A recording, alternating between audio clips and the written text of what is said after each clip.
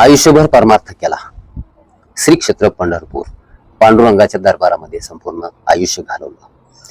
सर्वत्र परिसरामध्ये नाव लौकिक झालं, आदर मिळू लागला, गुरुस्थानी म्हणू लागले आणि वयाच्या 60व्या वर्षी बुद्धी भ्रष्ट झाली आणि लागला एका तरुण महिलेचा नाद. 45 वर्षीय महिला ललिता सोळगे. या महिलेसोबत, ती महिला दिसायला सुंदर देखणी, या ललिता सोळगे या महिलेसोबत प्रेम प्रकरण जुळलं आणि परमार्थाची संपूर्ण आचरण, संस्कार, वाटचाल दिशाभूल झाली, बुद्धी भ्रष्ट झाली आणि पाय चुकीच्या दिशेला पडला. अशाच एका नामांकित 60 वर्षीय बुवाबद्दल ही घटना समोर येते. नंतर या घटनेचं रूपांतर एवढं भयानक झालं की आज संपूर्ण महाराष्ट्र या घटनेमध्ये सर्वत्र, हृदयद्रावक घटनेचा या सर्वत्र चर्चा व्यक्त करतायत. पुन्हा एकदा एका नाजूक विषयावरती ही घटना समोर येते. ही घटना संपूर्ण ऐकण्याच्या अगोदर शांत चित्ताने नेमकं घडलंय काय याचाच आढावा पाहून घ्या. आणि ते नाव कोणतं? 60 वर्षीय बुवाच. पंढरपूर तालुक्यातील ती महिला जी आहे ललिता सोळगे, ही महिला आहे पंढरपूर तालुक्यातीलच पंढरपूरच्या शेजारील मंगळवेढा या परिसरातील गणेशवाडी या गावची ललिता सोळगे ही महिला आणि पंढरपूर तालुक्यातीलच रोपडे या गावातील तुंगत परिसरातील 60 वर्षीय बुवा भारत पांडुरंग माने.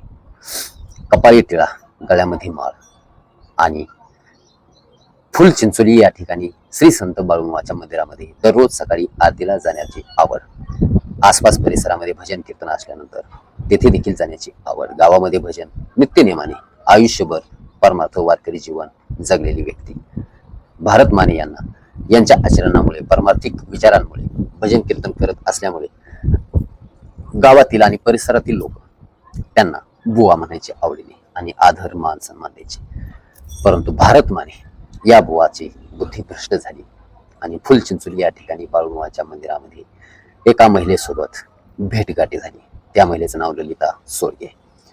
60 वर्षीय भारत माने, 45 वर्षीय ललिता सोळगे या महिलेसोबत प्रेम प्रकरण सुरू झालं आणि या प्रेम प्रकरणानंतर काही दिवसानंतर, भेटीगाठीनंतर या दोघांमध्ये वादविवादाला सुरुवात झाली. वादविवाद टोकाला गेले, भांडणं सुरू झाली. परंतु एका दिवशी ललिता सोळगे या महिलेने डोक्यामध्ये प्लॅन केला आणि गोड बोलून भारत माने या बुवाला फुलचिंचोली येथील श्री संत बाळूमामा मंदिरामध्ये बोलावलं. त्या ठिकाणी आरती झाली. त्या दोघांनी दिवसभर त्या ठिकाणी गप्पा मारल्या. बुवा सकाळी जेवण करून सर्व क्रिया उरकून आलेले होते. घरच्यांना माहिती होतं मंदिरामध्ये गेलेले आहे.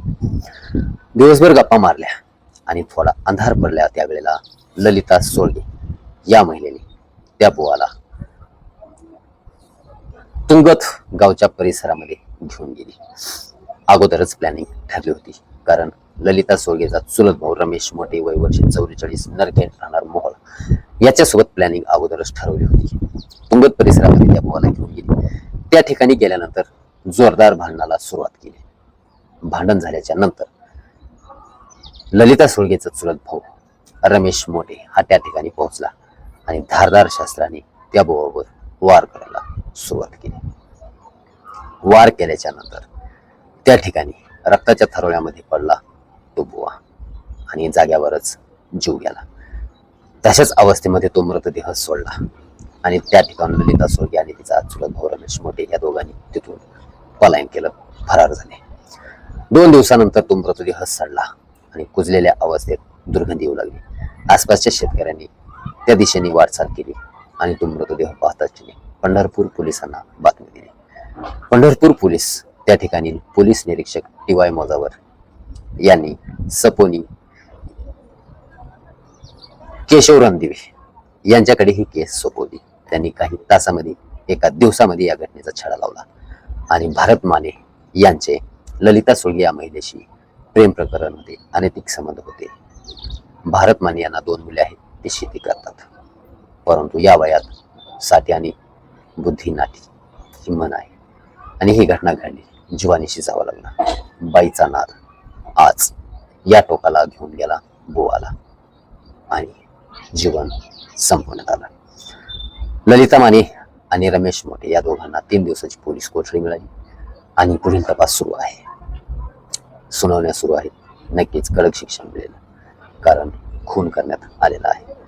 या घटनेबद्दल आपली प्रतिक्रिया काय, आपली कमेंट बॉक्समध्ये नक्की कळवा. आज खूप काही विचार करायला भाग पडते ही घटना. भेटूया पुढील घडामोडींसोबत, ताज्या बातम्यांसोबत. या घटनेबद्दल आपली प्रतिक्रिया कमेंट बॉक्समध्ये कळवा. धन्यवाद.